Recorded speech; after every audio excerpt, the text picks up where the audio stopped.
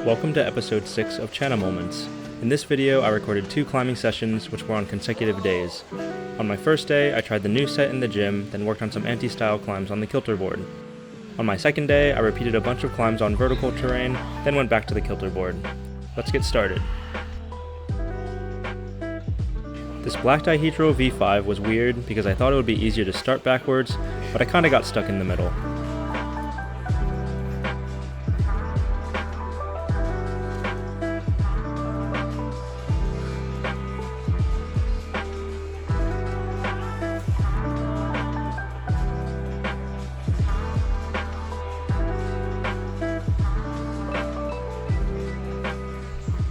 This purple V4 was a nice vert-tech line that felt very intuitive.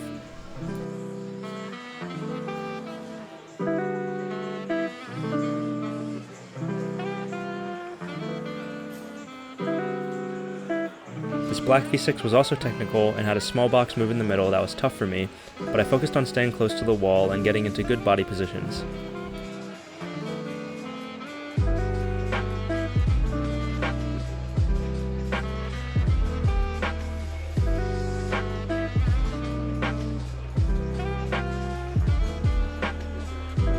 I flashed everything on the set so far, and the last climb was this white V7 lache.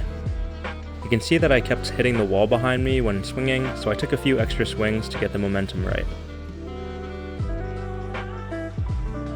I was able to flash everything on the set, which I was pretty happy about. My friend Eli told me that he did the white lache to the green finish hold on the other side of the volume, so I tried that a few times. I was getting annoyed with the wall behind me messing up my swing, but Eli repeated it really easily, so I had no excuse.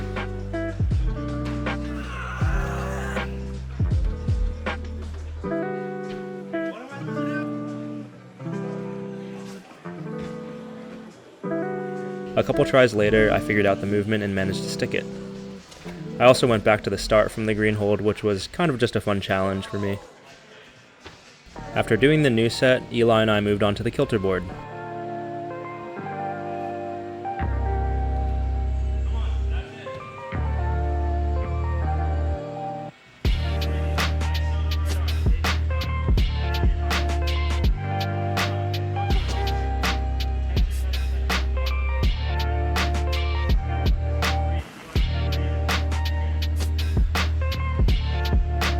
Eli managed to send his mini project early on in the session, which he was very psyched on. I tried this V11 called Journeyman for a couple sessions and had done all the moves, so I wanted to see how it felt today. Unfortunately, I wasn't feeling great on this climb today, so I moved on after a few tries. Eli wanted to move the board to 40 degrees, so I repeated this coordination climb I set, then decided to work on a crimpy anti-style V10 called Gaponkles that had given me trouble before.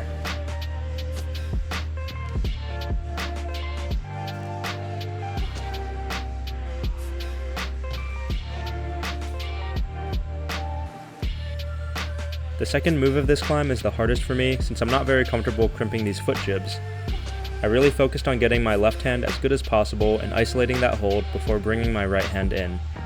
After shifting my focus to this, I managed to stick the second move about half of the time.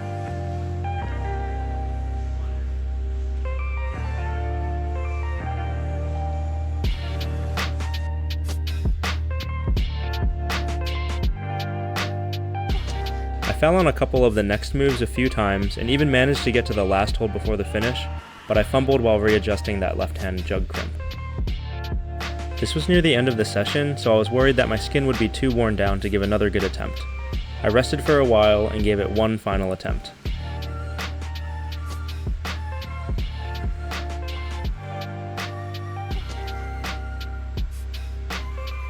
This was definitely my best attempt getting through the bottom moves, and I stuck the big left-hand move again. This time I got my feet back on before readjusting and finished out the climb. These footholds are really difficult for me, so I was psyched to finish this one off, and it was a good way to end my first session of the week. To warm up on the second day, I repeated most of the boulders in this room that has mostly vertical terrain. Even though these climbs were below my limit, there was still opportunity to improve on them. Because these climbs were relatively easy for me, I could focus more on how I was doing them rather than if I could do them. And I think this is important when you're working on technique. I often rely heavily on strength, so I tried to put weight in my feet and focus more on good body positioning when doing these climbs.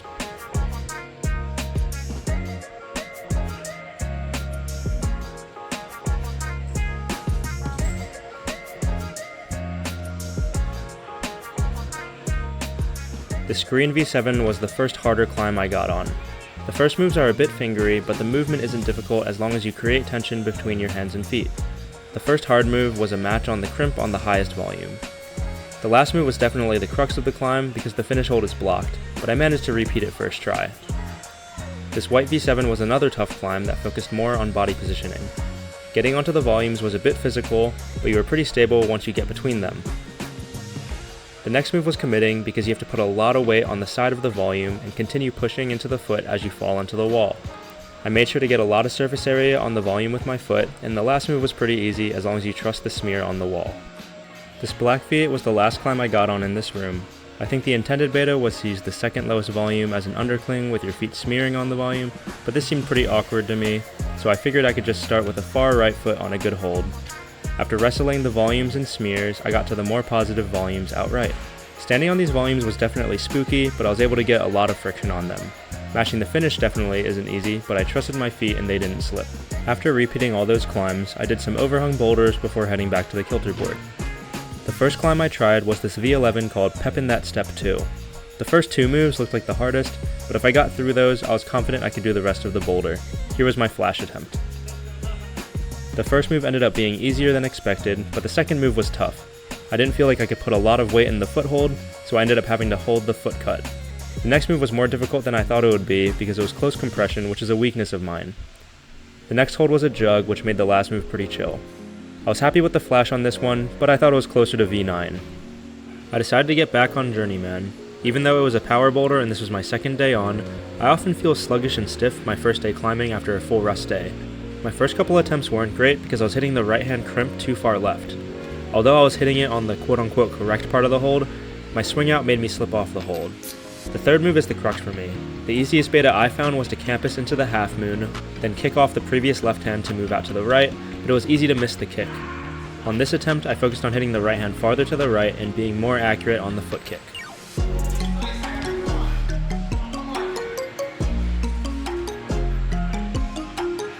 With some better microbeta and tryhard, I managed to put down this mini project.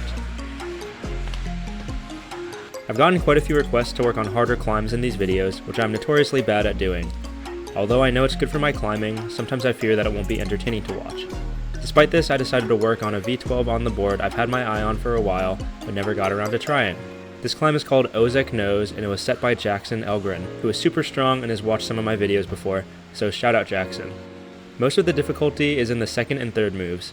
The second move feels hard because the low right foot feels really far and I can't push off of it very well. The third move is also really tough because it's easy for me to lose tension off the left hand once I grab the pinch. As I've said in previous videos, the board at this gym is really greasy since it hasn't been washed in like 3 to 4 years, which made it even tougher to hold tension from extended positions. After working on how to generate momentum, I managed to stick the second move in ISO and got really close to sticking the pinch. But I still hadn't even done the move to the pinch in ISO.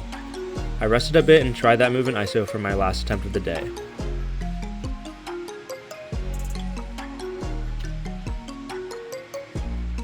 Although it was desperate, I stuck the move and linked it through the top sequence. I was really psyched to do all the moves of this one. That's the end of this episode, but I plan on continuing to document my progress on this climb. If you liked this video, please consider subscribing and checking out my other videos.